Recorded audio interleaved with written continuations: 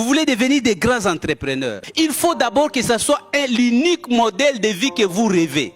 Vous avez deux modèles qui se battent. Le modèle emploi que vous avez vu depuis l'enfance. Vous savez, chez moi au Congo, quand quelqu'un perd un emploi, même lorsqu'il commence dans les business, il le fait en attendant. Il va dire à ses amis, je m'occupe. Si vous trouvez l'opportunité là-bas, rappelez-moi. Parce que c'est le seul modèle qui est dans son subconscient. Et vous pouvez changer ces modèles en changeant vos rêves. Est-ce que quelqu'un va changer son rêve aujourd'hui? Alors, on va répéter tout simplement, on va dire, mon rêve est de devenir riche. On y va. Encore. Avant même l'épargne, ce qui avait précédé, c'était mon rêve. Les rêves de devenir riche. Parce que Napoléon, il avait bien expliqué. Si vous lisez sur le pouvoir de rêve, vous vous rendez compte qu'un véritable pauvre, ce n'est pas celui qui n'a pas d'argent dans sa poche, mais celui qui n'a pas de rêve. Et les gens ne s'autorisent pas à rêver grand. Pourquoi? Dès que tu essaies de rêver grand, il y a une voix qui te dit « Oh, mais toi là, tu vas commencer par où ?» Essayez de rêver. Hein? Ici dans la salle, tu peux dire, parce que le coach est là en train de te démotiver. Hein? Quand tu arrives à la maison, tu commences à rêver grand. Dès que ta BRS vient te demander l'argent, une voix te dit « Oh, monsieur, tu vois hein? » J'ai mis l'exemple qu'un coach a donné. Il dit, à l'intérieur de nous, il y a deux loups. Bon, il a donné ça comme ça, je vous les donne. Il y a deux loups. Il y a un loup noir et il y a un loup blanc. Le loup blanc dit, tu peux devenir riche, tu peux aller n'importe où, tu peux réaliser de grandes choses.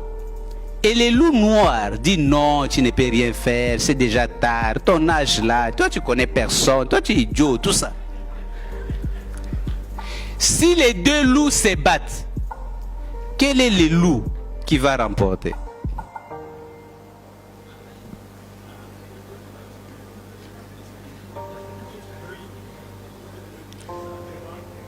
Quel est le loup qui va remporter? Voilà, c'est le loup que tu alimentes. C'est le loup que tu as nourri, n'est-ce pas? Si tu es dans une société qui a nourri les loups qui dit on ne peut plus rien faire, et en Côte d'Ivoire, oh, si c'était autant de fouettes, on pouvait encore rêver. Aujourd'hui, il n'y a plus d'espoir. Mais tu as justement besoin de changer cela. Si vous avez lu Murphy, parce que c'est quelqu'un qui m'a beaucoup aidé, quand tu crées un rêve, des rêves de devenir riche, s'il vous plaît, ne commence pas par faire confidence aux gens qui sont autour de toi.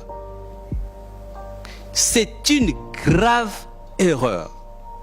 Parce que c'est comme les anciennes photos. Vous voyez quand vous tirez les anciennes photos, quand ce n'était pas des photos numériques, on avait besoin de développer cette pellicule dans la chambre noire.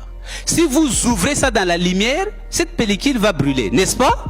Ok, quand votre rêve, vous venez de créer votre rêve, vous exposez ça à la lumière des doutes, des craintes, de manque de confiance de soi, de ton entourage, on va se dire que ce n'est pas possible. Et ce doute est suffisant pour neutraliser ton rêve.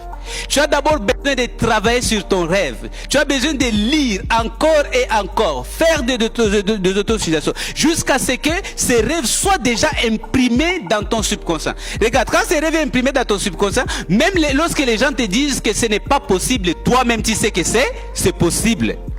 Parce que les gens, ils ne croient pas. Oui, je vous l'ai dit, les gens ils ne croient pas que vous êtes capable de faire ce qu'eux ne sont pas capables de faire. Comment quelqu'un qui n'est jamais devenu riche peut croire que toi tu peux devenir riche? Il ne croira pas. Et même lorsque tu deviendras riche, il trouvera toujours des raisons pour dire à cause de son oncle qui l'a pistonné, ou peut-être que tu es tenté dans les sciences occultes.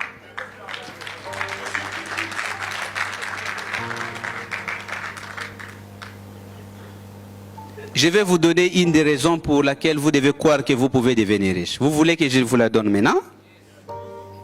Parce que moi, Ricardo Kanyama, je crois en vous.